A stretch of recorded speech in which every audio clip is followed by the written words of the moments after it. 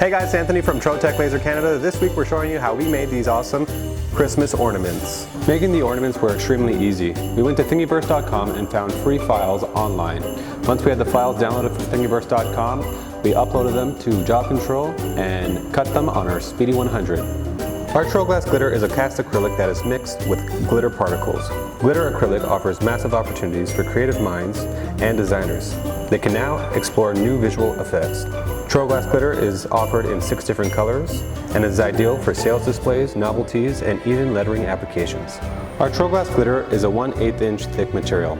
It comes in sheets of 24 by 40 inches and can also be cut to size.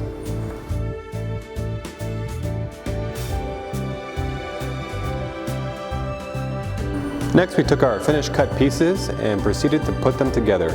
Once our ornaments were complete, we took some chain from a local craft store, looped it onto our ornaments, and hung it on our tree.